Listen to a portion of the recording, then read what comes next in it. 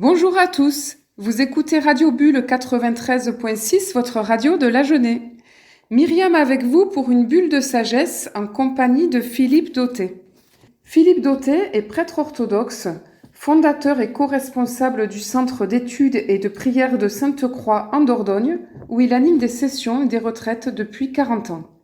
Il enseigne notamment une pratique de la voie spirituelle chrétienne dans l'héritage de la tradition philocalique et hésychaste, qui est initiée par les pères du désert en Égypte. Le père Philippe Dautet est délégué à l'œcuménisme pour la région sud-ouest par l'Assemblée des évêques orthodoxes de France et fut impliqué pendant 18 ans dans le dialogue interreligieux. Auteur du Chemin de l'homme selon la Bible aux éditions DDB, Si tu veux entrer dans la vie, et Héros et liberté, clé pour une mutation spirituelle aux éditions Nouvelle Cité, La voix du cœur aux éditions Salvator. Bonjour Philippe. Bonjour. Alors j'aimerais bien que vous nous parliez un petit peu de votre parcours de vie qui est très riche. Vous me disiez que vous êtes en chemin depuis 40 ans, mais est-ce que ça n'a pas commencé un peu avant? Ça a commencé avant. Pour moi, ça a commencé à l'âge de 4 ans, puis à l'âge de 8 ans, car j'ai vécu des expériences intérieures très fortes. Et à la suite de cela, j'étais en quête d'abord d'équilibre personnel, et puis ensuite, j'étais en aspiration vers une profondeur intérieure, car dans ces expériences, j'ai visualisé qu'on ne pouvait pas réduire ce monde à ce qu'on en percevait, mais qu'il y avait un horizon beaucoup plus large. Donc ces expériences m'ont ouvert l'esprit, m'ont ouvert le cœur, et ma vie n'a été qu'une recherche pour essayer d'explorer cette dimension au-delà du visible, au-delà du palpable, au-delà de l'immédiateté qui nous fait pénétrer ces mondes intérieurs, qui a été pour moi une source de réjouissance et d'enrichissement pendant des années. Donc c'est à la suite de cela où en fait je me suis trouvé un peu en porte-à-faux avec les réalités immédiates sociologiques du monde, et cette quête s'est mise en mouvement.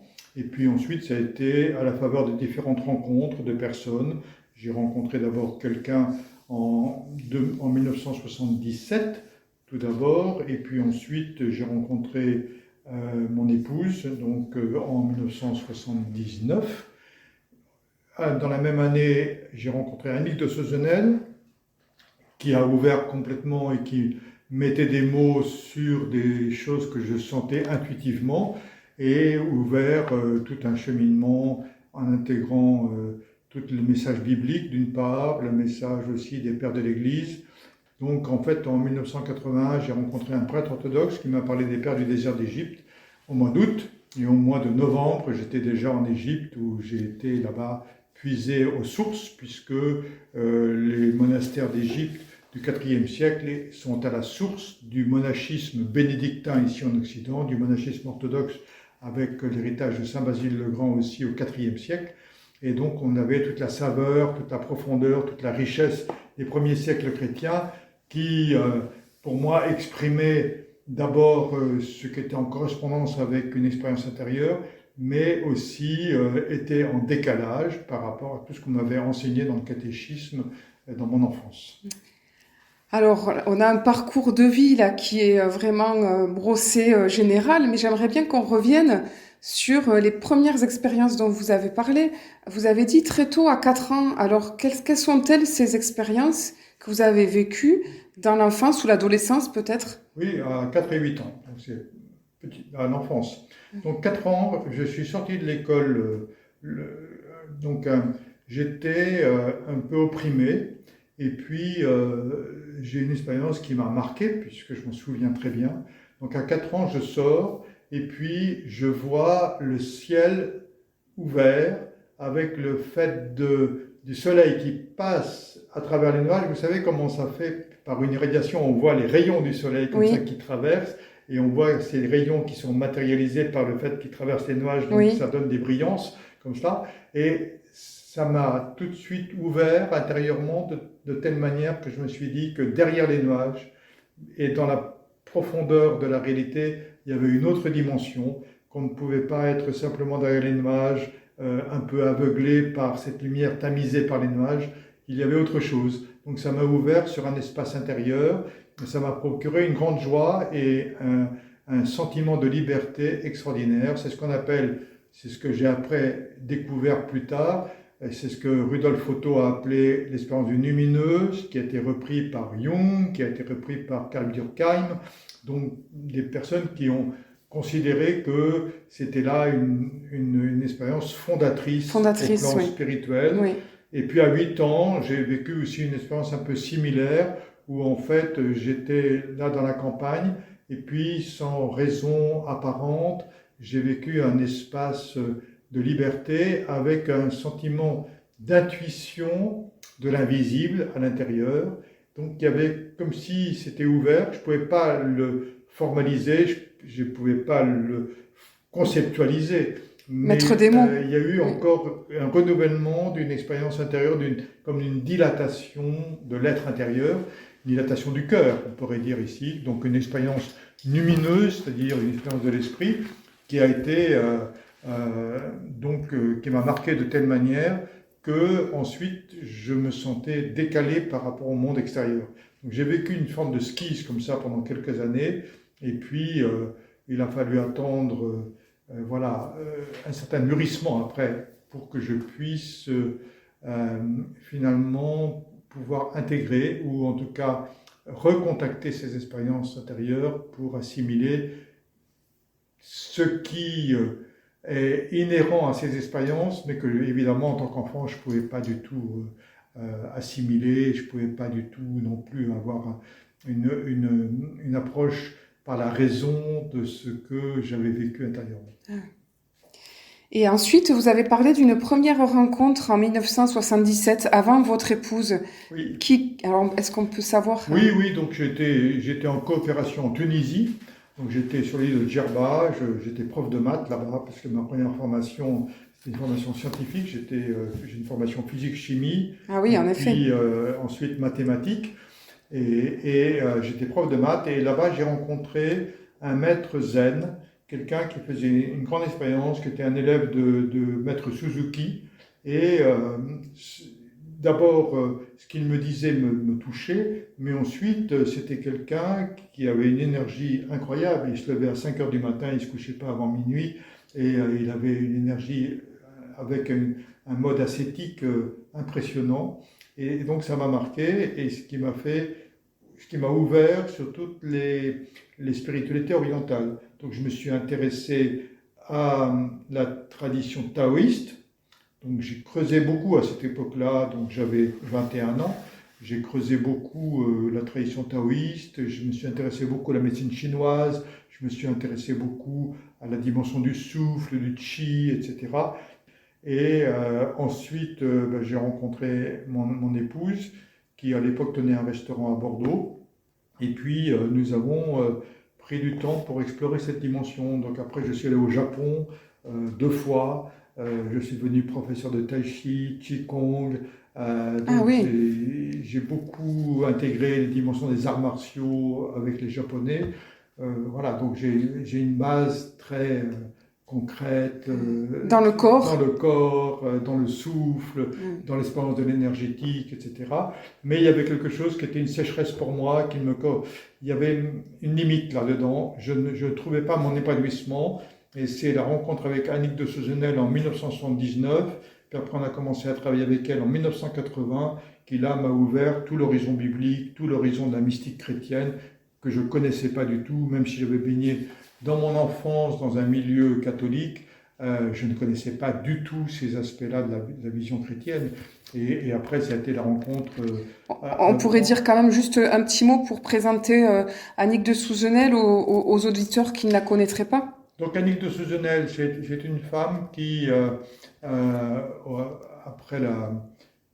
les années 55 par là, a en même temps rencontré un évêque orthodoxe qui lui a apporté toute la tradition mystique de l'Église orthodoxe, et puis elle a rencontré un rabbin, un maître en Kabbale, qui lui a enseigné les lettres hébraïques, la lecture de l'hébreu et comment approcher le texte à partir de la version hébraïque, Donc, elle a découvert des merveilles et ce qu'enseignait ce maître juif était en correspondance avec ce qu'enseignait aussi cet évêque orthodoxe.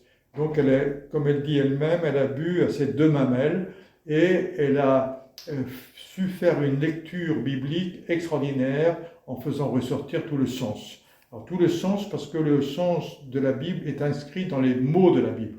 Parce qu'en hébreu, chaque mot est composé de lettres. Ça, c'est valable pour toutes les langues. Oui. Mais chaque lettre en hébreu est un mot. C'est-à-dire, on ne dit pas ABC, c'est Aleph, Bet, Gimel, Dalet, etc. Et donc, ce sont des mots. Et donc, chaque mot est composé de lettres.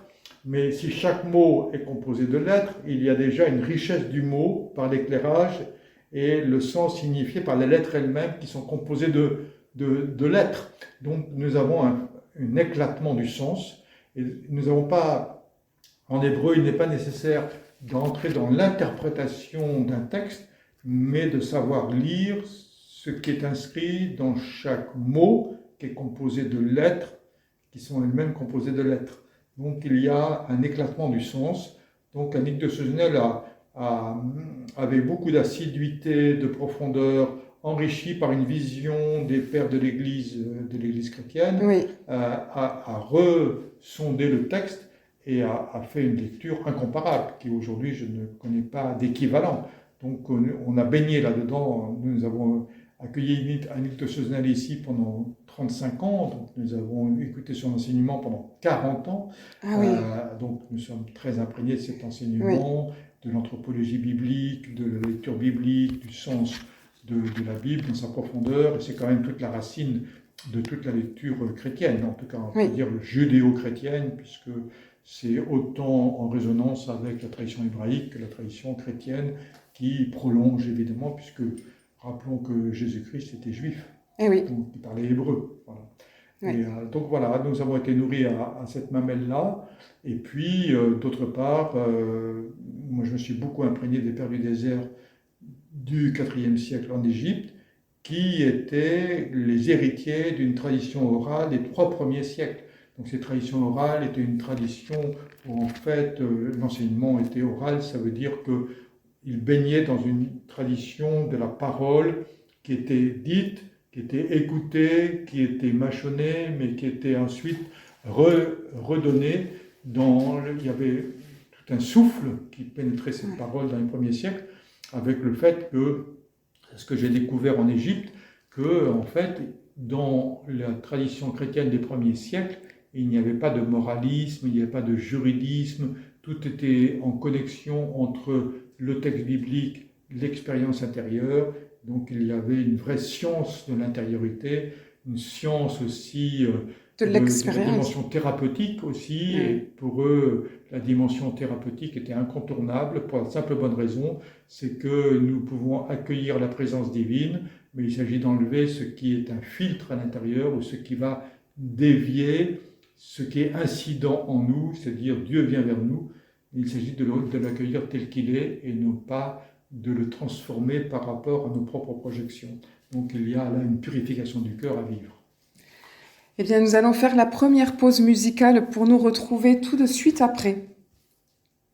Vous écoutez Radio Bulle 93.6, votre radio de la Genée.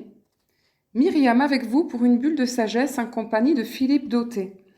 Alors Philippe, vous étiez en train de nous présenter votre parcours riche, votre parcours intérieur, votre quête spirituelle auprès d'Annick Souzenel et puis également auprès de la tradition des Pères du désert. Vous vous êtes rendu plusieurs fois en Égypte. 25 fois. 25 fois en Égypte. 25 années, j'étais 1 ou 2 fois en Égypte, donc seul, ou bien j'amenais aussi des pèlerinages avec 50 personnes pour faire découvrir cette richesse et cette beauté des Pères du désert d'Égypte. Donc rappelons que les Pères du désert, ce sont des héritiers des 3 premiers siècles chrétiens. Et au moment où l'empereur romain s'est déplacé à l'époque c'était Byzance qui est devenu Constantinople, il s'appelait Constantin, donc la ville a pris son nom. Il y a eu une officialisation de la foi chrétienne, c'est-à-dire une accréditation par l'empereur de cette spiritualité.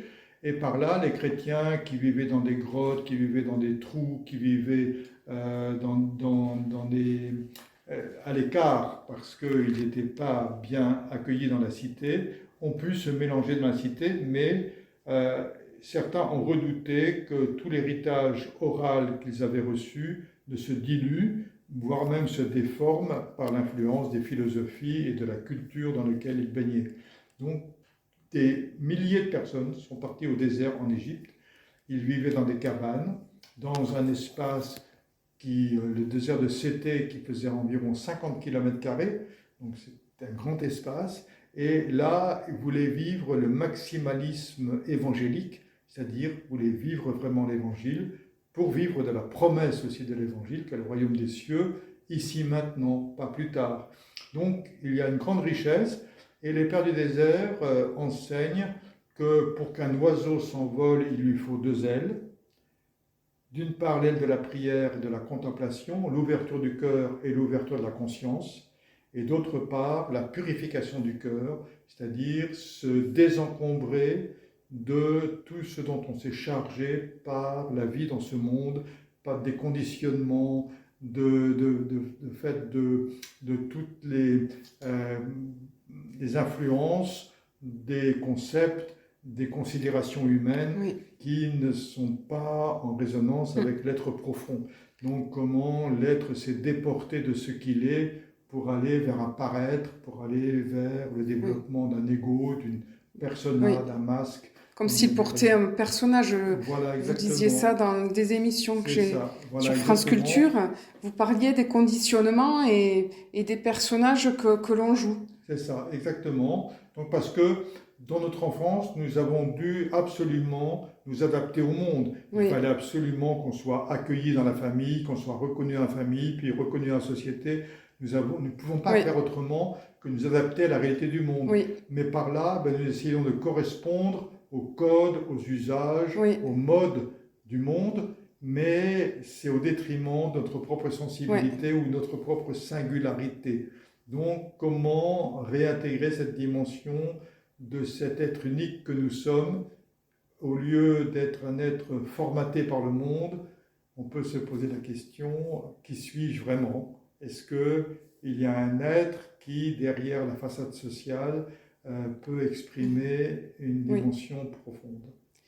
Donc, en fait, nous ne pouvons pas faire l'impasse de notre propre histoire, sinon nous vont à répéter les schémas anciens, oui, c'est-à-dire tout ce qu'on n'aura pas vu et tout ce que nous n'avons pas vu de nous-mêmes, nous le répétons, c'est-à-dire nous répétons des mécanismes de défense, des stratégies de protection, nous répétons aussi des vieux schémas à l'intérieur, et c'est parce qu'on va en prendre conscience qu'on pourra sortir de l'inhibition de ces vieux schémas. Donc il y a un processus thérapeutique incontournable, et c'est ça que soulignaient les pères du désert à travers la purification du cœur.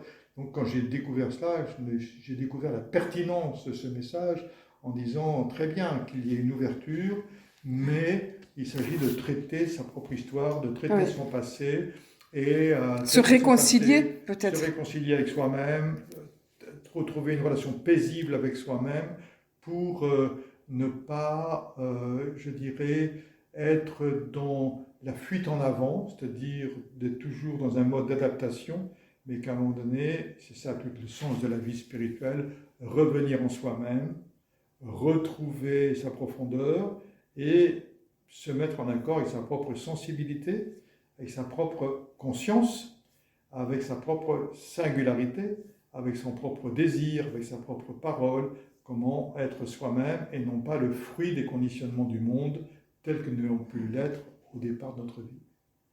C'est comme si vous donniez tout le sens au mot qui est à la mode, du travail sur soi. Voilà, pour les personnes qui disent qu'elles font un travail sur elles, c'est en vue d'être réconciliées, mais pas pour rester centré sur soi, pour pouvoir s'ouvrir après. C'est ça. Donc, mieux revenir à soi-même pour être en paix avec soi-même, et pour, dans la relation avec l'autre, ne pas amener ses propres problématiques, ses propres tensions, ses propres conflits à l'autre, mais pouvoir être libéré soi-même et assumer ses propres conflits pour être dans un mouvement de service à l'autre, de don à l'autre, qui ne soit pas une charge pour l'autre, mais au contraire, qui puisse aider à la libération de l'autre. Donc le chemin commence par le retour en soi et se continue par le service à l'autre et le fait d'être dans le développement du dialogue, de l'ouverture, et puis de l'émulation avec les autres, comment on peut s'enrichir les uns les autres au lieu d'être dans des conflits qui sont souvent rivalité, voilà, occasion de blessures, oui. mais aussi qui sont des occasions je dirais, de rétrécissement intérieur. Alors vous-même, pendant toutes ces expériences, tout cet apprentissage, que ce soit auprès d'Annick de Souzenel, auprès de son enseignement, auprès des Pères du désert, vous avez reçu en vous, vous avez cheminé, auprès de votre épouse également. Est-ce que vous pourriez dire qu'il y a une ou deux, trois réponses essentielles que vous avez reçues pour vous-même et que vous retransmettez aujourd'hui? Ce que je retransmets aujourd'hui essentiellement à travers toutes les sessions que nous faisons au Centre Sainte-Croix, c'est le fait que nous sommes sur Terre pour un parcours, pas uniquement pour vivre un parcours existentiel, pas uniquement pour se débrouiller à gagner sa vie et avoir une vie professionnelle, mais nous sommes là pour vivre cette possibilité de unité intérieure, de intégrité, de pouvoir accéder au plus intime de soi-même et en même temps à la part la plus sublime de nous-mêmes. Donc en fait, nous sommes venus au monde pour découvrir qui nous sommes dans l'interrelation avec les autres et dans l'interrelation avec tout le vivant, c'est-à-dire tout le cosmos. Donc pour nous, c'est ça l'axe. C'est comment découvrir qui je suis au sein d'une réalité qui m'environne, avec laquelle j'entre en relation, mais au lieu de se fondre dans cette réalité du vivant, il s'agit que je découvre que je suis en même temps participant du vivant et en même temps je suis autre. Vous écoutez Radio Bulle 93.6, votre radio de la Genée. Myriam avec vous pour une bulle de sagesse en compagnie de Philippe Dautet. Alors Philippe, vous êtes donc un prêtre orthodoxe et vous nous avez déjà raconté tout un cheminement très riche. Vous avez voyagé entre le Japon, l'Égypte, vous avez reçu l'enseignement d'Annick Souzenel, vous avez reçu l'enseignement des Pères du désert et aujourd'hui, vous retransmettez, on pourrait dire, tout ce que vous avez appris dans un centre, celui où nous nous trouvons actuellement, le Centre Sainte-Croix. Voilà, donc le Centre Sainte-Croix, nous sommes arrivés ici en 1982, nous avons mis en mouvement le Centre Sainte-Croix en février 1983, donc ça fait 40 ans que nous sommes ici, et nous avons fait deux dynamiques. D'une part, nous avons vécu en communauté pendant 25 ans, donc une dynamique communautaire de vivre ensemble avec des personnes qui vivaient ici au rythme de la prière. Et je suis devenu prêtre orthodoxe en 1988. Et nous avons d'autre part développé un accueil de séminaire ici où nous avons accueilli énormément de monde. Nous avions une fréquentation de 1200-1400 stagiaires par an. Et maintenant, nous avons diminué. Et nous avons accueilli Annick de Souzenel, mais nous avons accueilli aussi le philosophe Bertrand Vergely, nous avons accueilli des scientifiques, nous avons accueilli des colloques sur sciences et spiritualité, santé spiritualité, écologie spiritualité, éducation spiritualité, etc. Oui. Nous avons eu beaucoup, nous avons eu plein d'activités aussi, d'ateliers, ateliers donc calligraphie, atelier aussi iconographie, qui est encore jusqu'à aujourd'hui, depuis 30 ans, atelier chant, atelier conte, atelier danse, argile, atelier danse. Donc nous avons voilà, plein d'activités, tout un programme qu'on peut consulter sur le site centresaintecroix.net. Et aujourd'hui, nous avons diminué, parce que nous avons pris 40 ans de plus, qui est quand même, voilà. Et oui. Et donc, de fait, nous avons ralenti, mais nous sommes centrés maintenant sur nos propres séminaires que nous avons mis en place en 1986.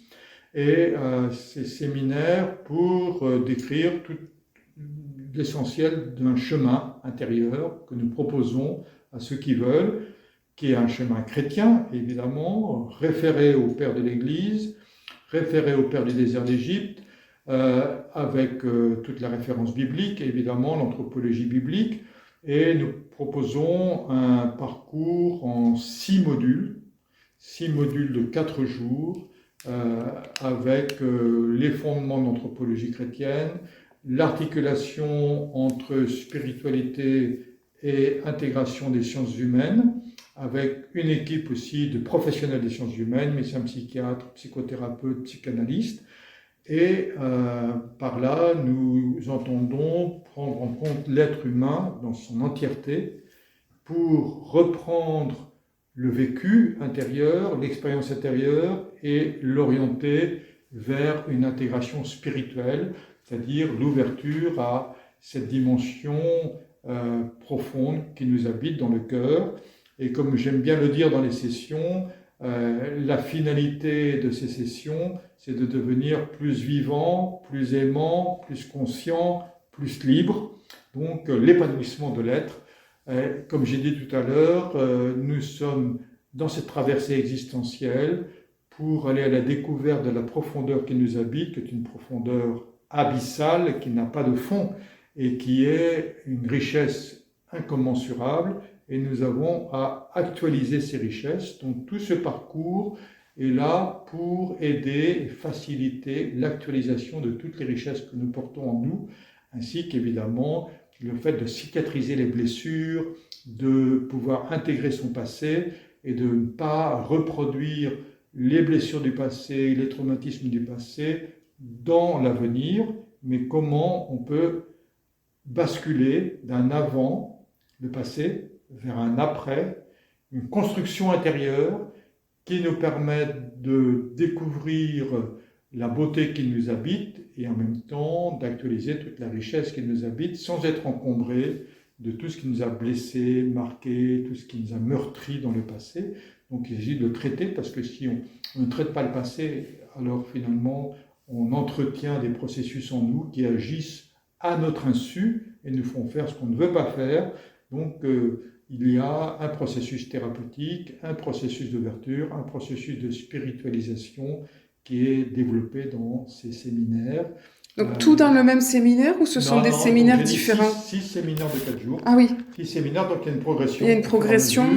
Avec le fait qu'après, il y a des apprentissages personnels, donc il y a des travaux pratiques à la maison ensuite. Ah oui, ah oui. Parce que la spiritualité, pour nous, est un mode d'être. La spiritualité, c'est pas simplement une croyance, croire que Jésus est le Fils de Dieu. Donc pour nous, ça c'est un élément évidemment de la foi chrétienne, mais bien au-delà de cela, la question essentielle ici, c'est ce qu'on va devenir, ce qu'on peut construire et ce qu'on peut aussi accueillir de la profondeur de nous-mêmes.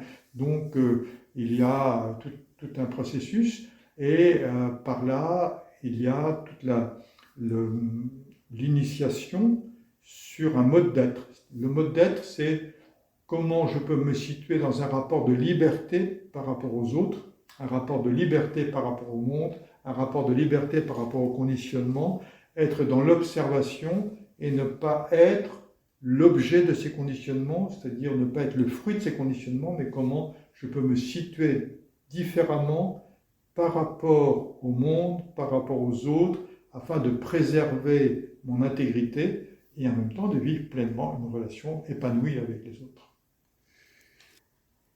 Alors, Philippe Dauté, nous arrivons bientôt à la fin de cette émission et j'ai envie de vous laisser le petit mot de la fin. Qu'est-ce que vous aimeriez dire comme message pour les auditeurs? Ce que j'aimerais dire, c'est qu'aujourd'hui, nous sommes dans un monde déstabilisé, c'est peu de le dire, et que nous devons veiller dans ce temps incertain, qui est anxiogène pour certains, on parle même d'éco-anxiété, c'est-à-dire il y a différents facteurs. Il y a le facteur écologique, mais il y a le facteur politique, il y a le facteur socio-économique. et qu'il ne s'agit pas de se laisser déstabiliser par tous ces mouvements qui sont incertains. Donc, je pense que l'heure est à la prise de conscience de cette possibilité pour l'être humain de pouvoir naviguer dans ce monde sans se laisser entraîner par les mouvements du monde. Et c'est ça la spiritualité. C'est-à-dire, nous, dans la dimension dynamique existentielle, il faut faire des choses. C'est-à-dire, il s'agit de travailler pour gagner sa vie, et puis pour manger, pour se nourrir, pour pouvoir à tous les nécessités existentielles. Mais la vie spirituelle est dans la manière de faire et dans un positionnement intérieur. Et je crois que ce positionnement est de plus en plus d'actualité. En tout cas, il s'agit d'une sauvegarde personnelle. Comment se sauvegarder, se sauver au milieu d'un monde qui est dans une instabilité anxiogène. Oui. Donc, je voudrais dire que nous développons ici une spiritualité très pratique, très pragmatique, très concrète. Il ne s'agit pas de partir dans des croyances de ce qui est ou de ce qui n'est pas, mais de vivre une stabilité intérieure et de vivre un positionnement de telle manière qu'on s'enrichit de toutes choses en étant déstabilisé par rien. Voilà, et je pense que c'est ça l'urgence de notre temps. Oui, retrouver comme un axe une solidité. Voilà, trouver un enracinement, un axe, une solidité intérieure pour vivre ce que nous avons à vivre, mais sans être déstabilisé, perturbé par tout ce qui les agitations du monde dans notre vie que nous n'avons pas choisi. Oui. Eh bien, merci pour ce très beau message. Et puis, on espère de vous retrouver très bientôt, en tout cas dans mon émission. D'accord, avec joie. Merci Philippe Dauté. Je vous en prie, bonne journée à vous.